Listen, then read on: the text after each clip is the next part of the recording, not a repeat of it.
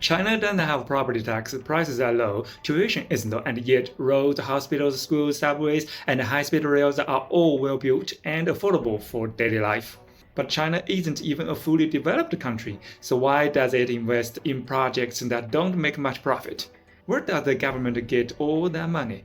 The answer is actually simple: state-owned enterprises and political missions. In China, industries like energy, finance, telecommunications, transportation, tobacco, and more are owned by the state, not private capital.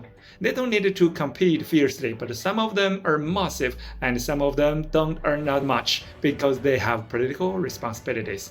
For example, China Tobacco pays more taxes in a single year than the top 10 US companies: Apple, Microsoft, ExxonMobil, Johnson & Johnson, Amazon, JP Morgan, Google, Procter & Gamble, Verizon, and Tesla combined. That also shows how skilled American companies are at tax avoidance, which means they robbed all of Americans. But some Chinese state companies are not allowed to make too much money. For example, State Grid must guarantee enough electricity nationwide, stable, low cost, and safe. China Railway must ensure safety and sufficient transport capacity. Public hospitals focus on serving as many patients as possible. Making money isn't the goal, breaking even is acceptable. The benefit is that the profits from these industries belong to the state. Companies in key sectors can earn less, as their top priority is ensuring basic public welfare. These profits go directly back to the people, funding infrastructure, education, healthcare, and social benefits, and so on. That's how the Chinese government invests, by investing in its people, not to war, rather than depending on private investors. Now, due to Western propaganda, many people think China is purely communist. That's not true. It's not that China doesn't want to be, it's that productivity of our era isn't developed enough yet. The conditions for real communism don't exist, and probably won't for another 100 years.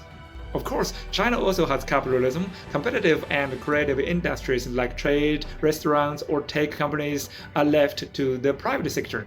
The state supports them with funding, talent, and policies. But if they are big enough, they have to pay the taxes. And interestingly, for small businesses, they don't need to pay taxes. So instead of capital controlling politics, China built a system where the government controls capital. It's neither Western-style capitalism nor pure socialism or communism. It's what China calls socialism with Chinese characteristics.